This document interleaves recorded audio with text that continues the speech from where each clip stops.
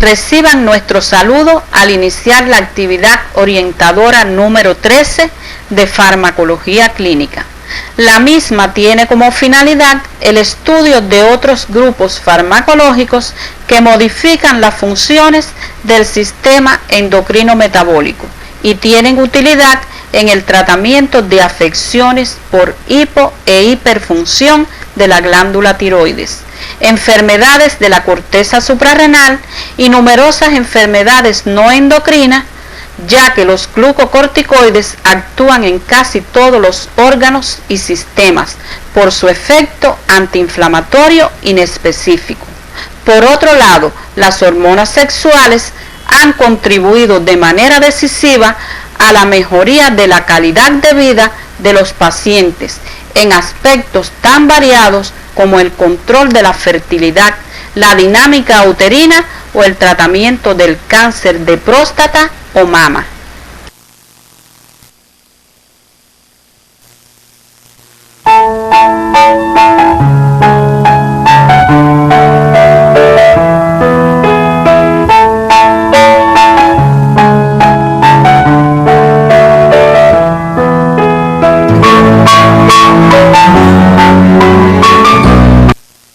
Los objetivos de este tema son explicar el uso de los medicamentos capaces de actuar sobre el sistema endocrino metabólico a través de sus características farmacodinámicas, farmacocinéticas, efectos indeseables e interacciones medicamentosas.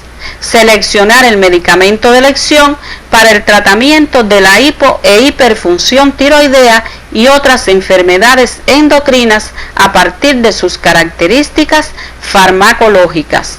Identificar el uso de los medicamentos capaces de actuar sobre las funciones endocrino-metabólicas a partir de las características farmacológicas y atendiendo a las características individuales de cada paciente.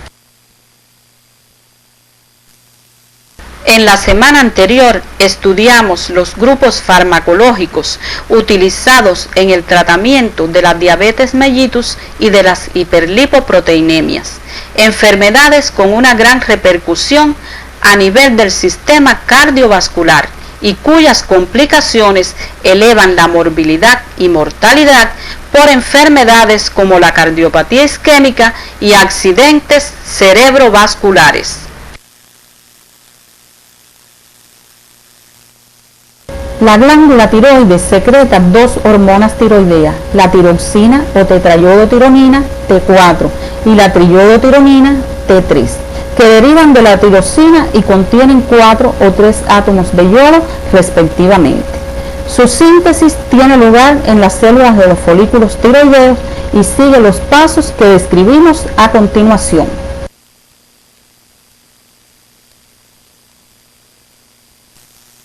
La captación de ioduros. El yodo ingresa en nuestro organismo con la alimentación en forma de sales yodadas. Una vez en la sangre, un tercio del mismo es captado por la glándula tiroides mediante una bomba capaz de transportar el yodo activamente al interior y almacenarlo junto a la tiroglobulina, donde alcanza una concentración más de 30 veces superior a la de la sangre. El segundo paso es la oxidación del yoduro, yodación y acoplamiento de la tirosina. El yodo captado se oxida por acción de las peroxidasas. Se une a los residuos de tirosina dentro de la molécula de tiroglobulina, dando lugar a la monoyodotirosina y diyodotirosina. El acoplamiento de estos residuos da lugar a las hormonas T3 y T4. Por último, se produce la liberación de T3 y T4 mediante la proteólisis de la tiroglobulina. Estas hormonas son liberadas al torrente sanguíneo. más del 90% corresponde a T4. Sin embargo, el 80% es desyodada en tejidos periféricos, convirtiéndose en T3, que es la forma activa intracelular. Existen sustancias que pueden modificar estos pasos de la síntesis de T3 y T4 y que conoceremos más adelante como fármacos antitiroideos. Las acciones farmacológicas más importantes de las hormonas tiroideas son la regulación del crecimiento, diferenciación y desarrollo. Estos efectos son más obvios durante la infancia y adolescencia temprana. Son responsables del crecimiento óptimo, el desarrollo, la maduración y el mantenimiento de la función de todos los tejidos orgánicos. Son necesarias para el crecimiento y maduración del sistema nervioso central, en especial sobre los axones neuronales y dendritas. La deficiencia de estas hormonas durante los 2 primeros años de vida trae consigo el llamado cretinismo. Aumentan el metabolismo basal y el consumo de oxígeno, sobre todo en corazón, riñón, hígado y músculo estriado. Estimulan la conversión de colesterol en ácidos biliares. Aumentan el número de receptores para lipoproteínas de baja densidad, por lo que disminuyen la colesterolemia. Incrementan la síntesis de proteínas celulares y el transporte de aminoácidos. La administración indiscriminada puede conducir a la hiperglicemia. Efectos cardiovasculares como aumento de la frecuencia cardíaca, la contractilidad y el metabolismo tisular. Provoca además vasodilatación generalizada, sobre todo cutánea. Estimulan la respiración, la motilidad digestiva, la secreción de jugos digestivos y la función muscular. Tanto el exceso como el déficit de estas hormonas puede alterar la función sexual.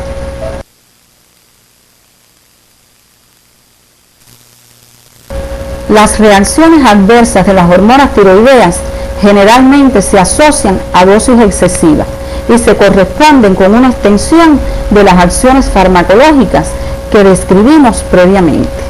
Están indicadas como tratamiento sustitutivo en pacientes con hipotiroidismo. Debes revisar las reacciones adversas e indicaciones terapéuticas de las hormonas tiroideas en el libro de texto y los materiales complementarios que se encuentran en el CD de la asignatura. El hipertiroidismo se caracteriza por un conjunto de síntomas y signos como consecuencia del aumento en sangre de los niveles de tiroxina y triiodotironina. Los fármacos antitiroideos empleados en su tratamiento actúan modificando los pasos de la síntesis de las hormonas tiroideas. En consecuencia, se clasifican, teniendo en cuenta su mecanismo de acción, en inhibidores del transporte de ioduros, tiocianatos y percloratos, inhibidores de la síntesis de las hormonas propiltiuracilo, metimazol y carbimazol, inhibidores de la liberación de ioduros, los ioduros, y destructores del parénquima glandular como el yodo 131. Fundamentalmente se utilizan 3 de estos grupos, los derivados de la tiurea como el propiltiuracilo y el metimazol, el yodo y el yodo radioactivo. Las reacciones indeseables más frecuentes y graves de estos fármacos son la granulocitosis por los derivados de las tiourea, que pueden ser graves, pero su incidencia es menor al 2%, irreversible al suspender la medicación. Con frecuencia aparece exantema papular urticariforme, a veces purpúrico. La administración prolongada puede causar bocio. El yodo puede causar reacciones de hipersensibilidad, hemorragias cutáneas, púrpura trombocitopénica y periarteritis nudosa. La intoxicación crónica se acompaña de sabor metálico, rinorrea, molestias en los dientes y encías, cefalea, inflamación de la faringe, laringe, amígdalas y reacciones alérgicas. El yodo 131 penetra poco hacia los tejidos vecinos, pero puede tener efectos adversos sobre los tejidos fetales, por lo que su uso está contraindicado en las gestantes.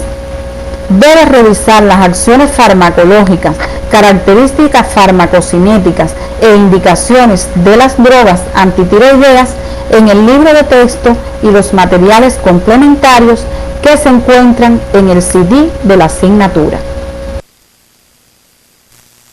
Los inhibidores de la síntesis de las hormonas están indicados en el hipertiroidismo como tratamiento definitivo de la enfermedad de Gray, junto con el yodo radioactivo para acelerar la recuperación hasta que aparezcan los efectos de la radiación, para preparar al paciente antes de la tiroidectomía y en la crisis tirotóxicas o tormenta tiroidea.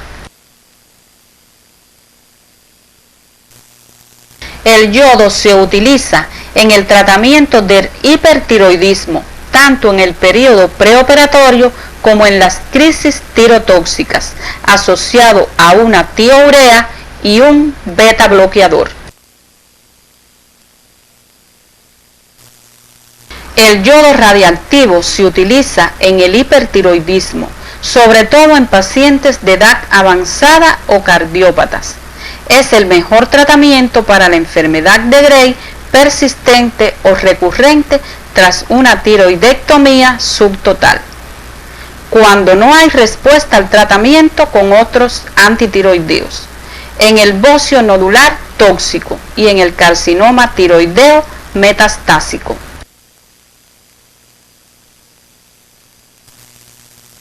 En 1936, Kendall y colaboradores consiguieron obtener extractos de la corteza suprarrenal y demostraron la eficacia de la cortisona.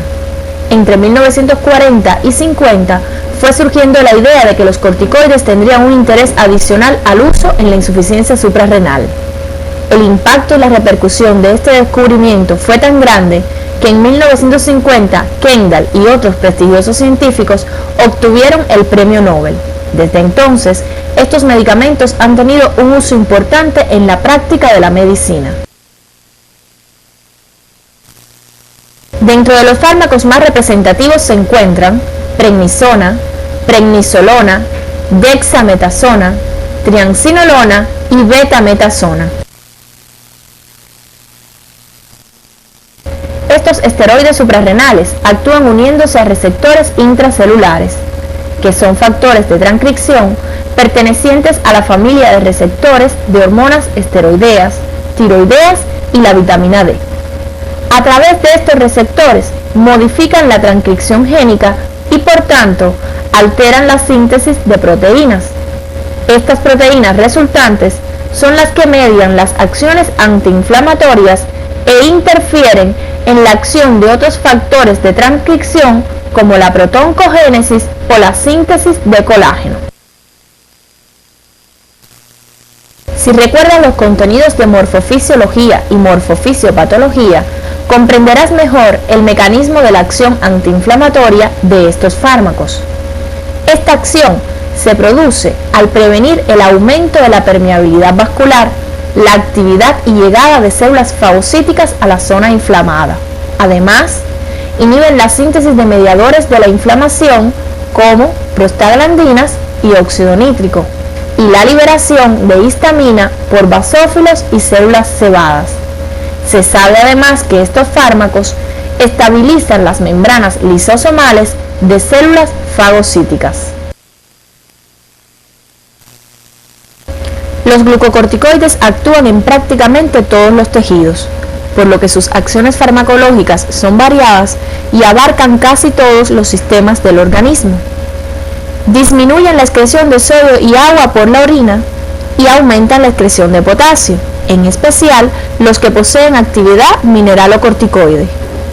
Potencian el efecto opresor de las catecolaminas en los vasos sanguíneos e inhiben la secreción de prolactina, hormona del crecimiento, TSH y la síntesis de esteroides gonadales.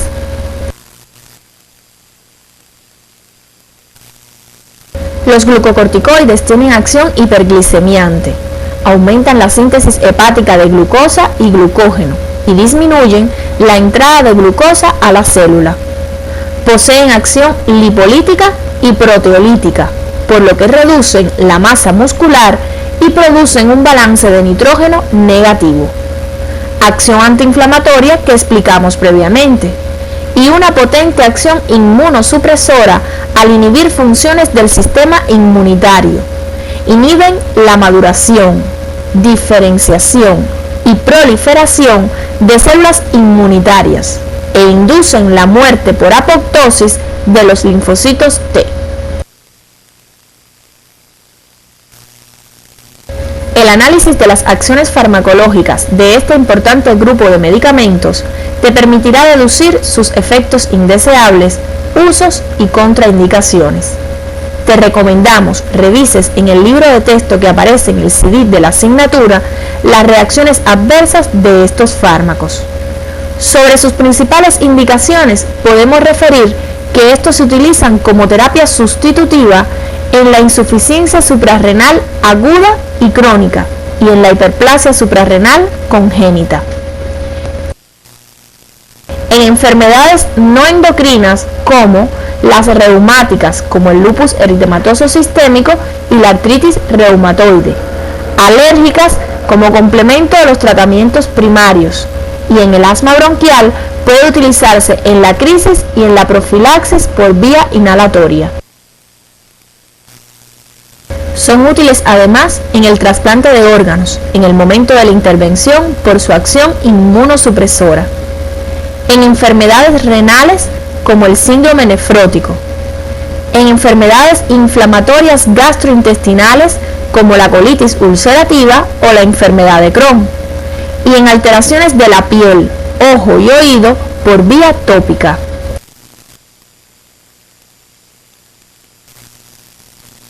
El uso de los glucocorticoides en terapéutica siempre debe ir precedido del análisis de la relación beneficio-riesgo y tener en cuenta las posibles contraindicaciones como diabetes mellitus, úlcera péptica, osteoporosis, insuficiencia cardíaca, hipertensión arterial, glaucoma, herpes simple oftálmico, tuberculosis y la psicosis. Una serie de circunstancias han convertido a los andrógenos, estrógenos, progestágenos y sus antagonistas en moléculas de gran utilidad en aspectos tan variados como el control de la fertilidad, la dinámica uterina, control de síntomas del climaterio o el tratamiento del cáncer de mama y próstata. A continuación, abordaremos las características farmacológicas más importantes de las hormonas sexuales y los contraceptivos hormonales. Recordarás que la testosterona es el principal andrógeno natural y es sintetizado en las células de Leydig de los testículos.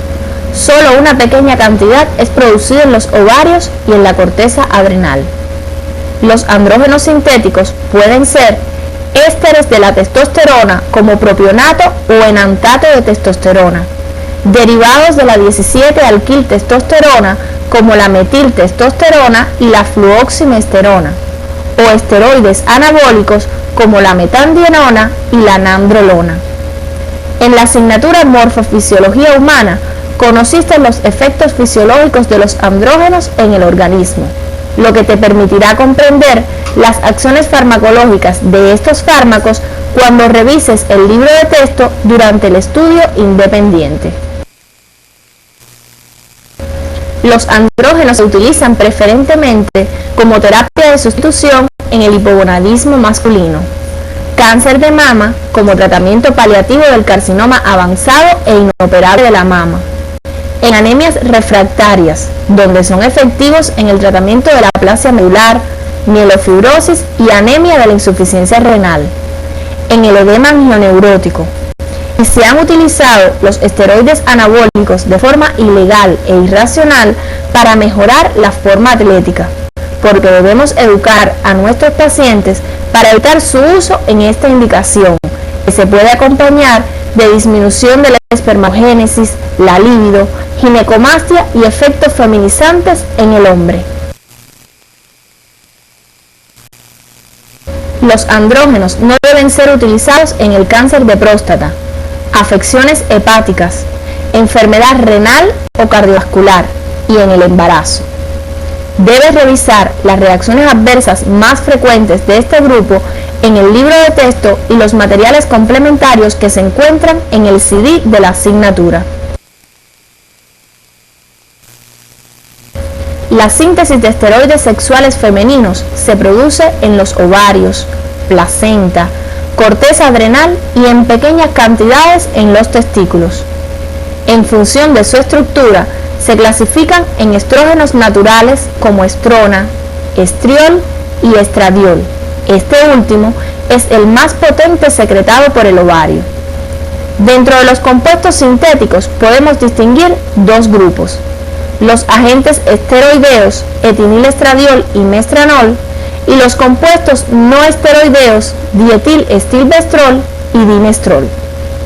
En la asignatura Morfofisiología Humana, conociste los efectos fisiológicos de los estrógenos en el organismo, lo que te permitirá comprender las acciones farmacológicas de estos fármacos cuando revises el libro de texto durante el estudio independiente. La mayoría de las indicaciones terapéuticas de los estrógenos están dirigidas al control de los síntomas y a la prevención de las patologías asociadas a la activación estrogénica. En consecuencia, están indicados en la contracepción hormonal y la terapia hormonal posmenopáusica.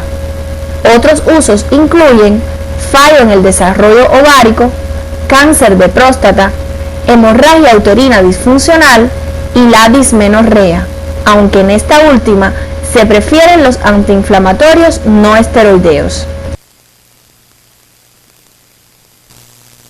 Los estrógenos se contraindican en el embarazo, las neoplasias estrógeno dependiente, la enfermedad hepática y los trastornos tromboembólicos. Los progestágenos incluyen a la progesterona natural y compuestos sintéticos con actividad progestacional. La progesterona es secretada por el cuerpo lúteo en la segunda mitad del ciclo menstrual. Una pequeña parte se sintetiza en los testículos, corteza adrenal y placenta.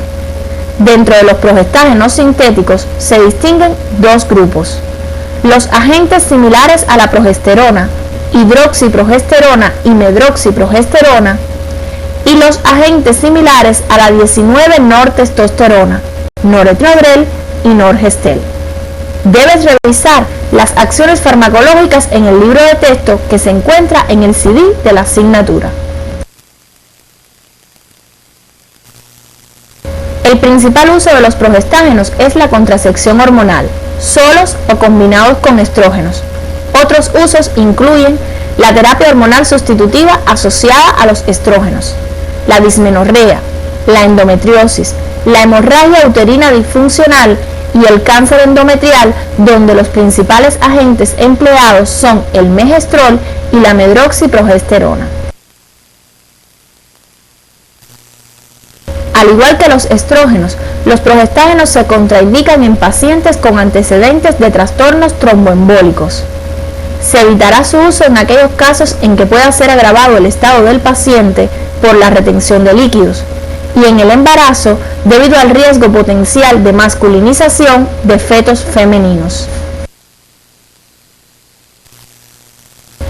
La anticoncepción sin dudas marcó un hito no solo en la fertilidad, sino también en la modificación de hábitos sexuales o la libertad sexual.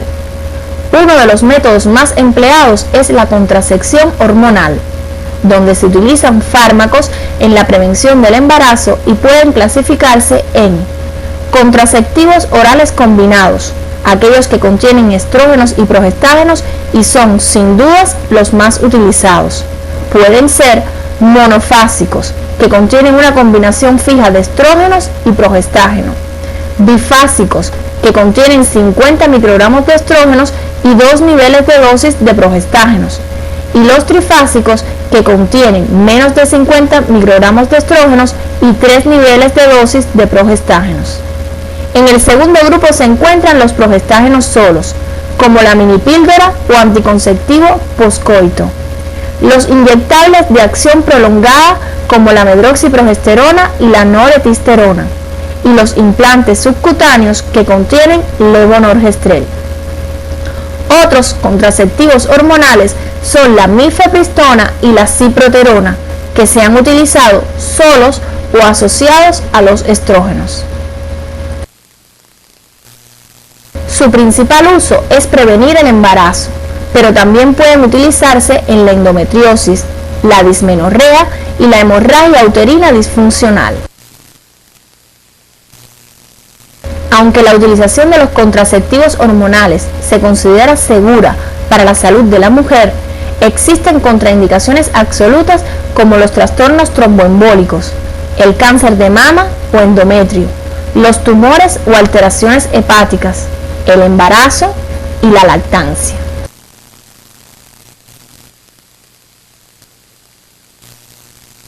Existen contraindicaciones relativas en mujeres mayores de 35 años, obesas o fumadoras, en la hipertensión arterial, la migraña, disfunción de la vesícula biliar, hiperlipidemias, cirugía con inmovilidad prolongada y la diabetes mellitus. Al finalizar la actividad orientadora podemos arribar a las siguientes conclusiones. Las hormonas tiroideas están indicadas como tratamiento sustitutivo en pacientes con hipotiroidismo y los fármacos antitiroideos como el propiltiogracilo empleados en el hipertiroidismo actúan modificando los pasos de la síntesis de estas hormonas. El impacto de los glucocorticoides en el tratamiento de múltiples patologías se debe fundamentalmente a su efecto antiinflamatorio inespecífico. La principal indicación de los fármacos relacionados con las hormonas sexuales es la terapia sustitutiva en el hipogonadismo, pero pueden emplearse en otras afecciones endocrinas y no endocrinas. Para lograr el uso racional de los contraceptivos hormonales, es importante tener en cuenta sus numerosas contraindicaciones. Este tema lo puedes revisar en el libro de texto de Farmacología Humana de Flores. No olvides revisar otros materiales que se orientan en la guía de estudio del tema y se encuentran en el CD de la asignatura. La infección del tracto urinario constituye un motivo frecuente de consulta en la atención primaria de salud. Es una entidad nosológica de mayor incidencia en la mujer que en el hombre, aunque después de los 70 años es tan frecuente en uno como en otro sexo. En la próxima actividad orientadora estudiaremos los fármacos de utilidad en esta entidad y se abordarán algunas consideraciones generales sobre la utilización de fármacos en la insuficiencia renal.